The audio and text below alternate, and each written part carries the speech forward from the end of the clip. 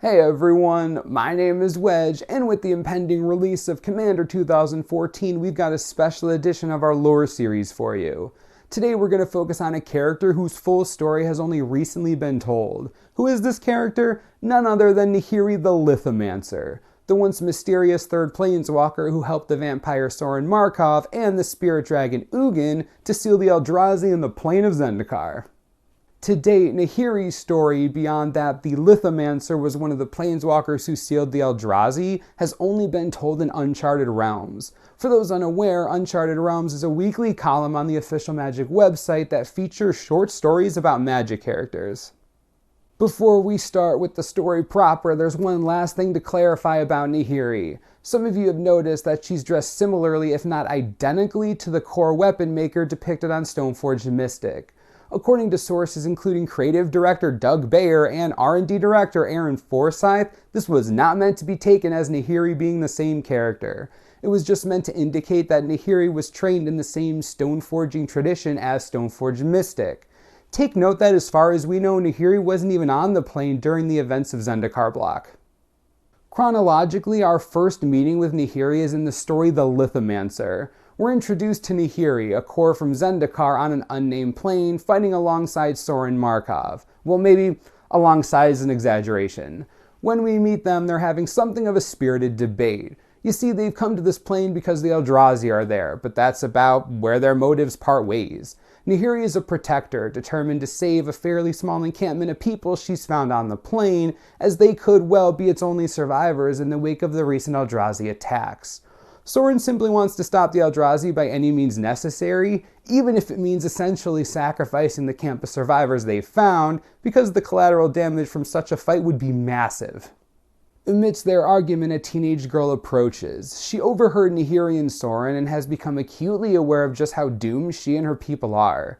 In an instance, Nahiri forges a sword from a nearby stone outcropping and gives it to the girl, encouraging her to fight for herself if she doesn't trust Nahiri and Sorin to defend her.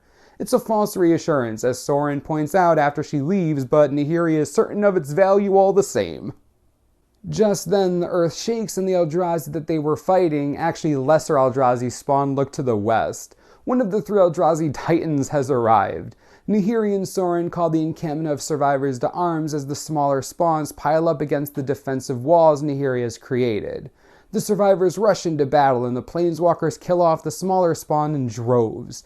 But it's all for naught as the Eldrazi unleash their true terrifying might. Blinding light enters through cracks in reality itself as the plane falls apart and the survivors are swept away. Nahiri and Sorin are forced to retreat to Zendikar. The duo of planeswalkers are joined on Zendikar by a third, Ugin the spirit dragon from the plane of Tarkir. Sorin and Ugin have clearly met before, but this is the dragon's first introduction to Nahiri. The Lithomancer is unamused to learn that Ugin was watching their previous fight against the Eldrazi and declined to intervene. Ugin was able to determine some facts that his planeswalker compatriots were unaware of. The Eldrazi are utterly alien creatures native to the blind eternities themselves. While thousands of spawn appear when they materialize on a plane, there are only 3 true Eldrazi.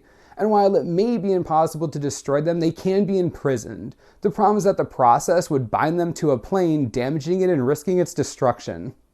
Nahiri, self-sworn to be Zendikar's protector, is convinced to potentially sacrifice it to steal away the Eldrazi. While doing so may risk the inhabitants of the plane, stalling to find somewhere else would risk every plane. It's heavy stuff. Ugin reveals his plan. He intends to trap the Eldrazi Titans by using ley lines defined by specifically positioned nodes. However, these nodes must be physically represented. That's where Nahiri comes in and why Ugin was unable to move forward with the plan until Sorin introduced them. Nahiri worked for decades crafting these magical nodes, these hedrons, from the rock of Zendikar.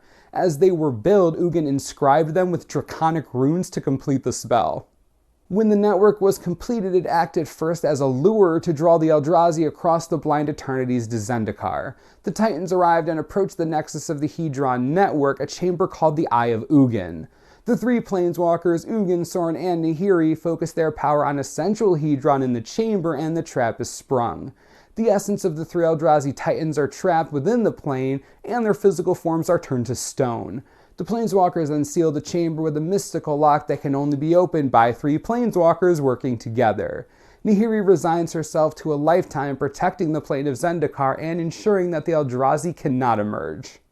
The next we hear of Nahiri is a brief flashback in Dreams of the Damned. The story is about Ob-Nixilis, a planeswalker who was tempted and subsequently cursed by the Chain Veil long ago as an interplanar conquering spree.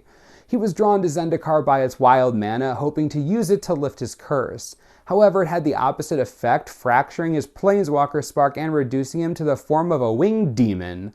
Furthermore, Nahiri found him and saw him as a threat to the plane. Accordingly, she defeated him in single combat and weakened him by fusing a Hedron into his forehead. This reduced even what power he had as a demon and destroyed his wings. The last we've heard of Nahiri comes from the story Sorin's Revelation. Sorin has traveled to the plane of Tarkir in search of Ugin. He was on Zendikar when the Eldrazi were reawakened, and he no doubt noticed Nahiri's absence. We aren't given any concrete explanation of what happened to her or where she is now. All we know is that she's gone and somehow silent, and that's just before Sorin discovers that Ugin is dead. Well, it's not the most encouraging sign. Well, there you have it. That's the thing about prequels. Since the conflict is still going on in the story that followed them, you know they can't end well. And I'll be honest with you, it really sounds like Nahiri is dead now. But maybe there's hope. Maybe she's not quite dead, or maybe the time travel shenanigans in Fate Reforged will save her. What do you think? We'll be back soon with the next part in our regular lore series, but thanks for taking this detour with us. As always, subscribe below for the latest and most reliable Magic the Gathering information you could ever need. This is the Manosaurus, I'm Wedge, thanks for watching, we'll see you next time.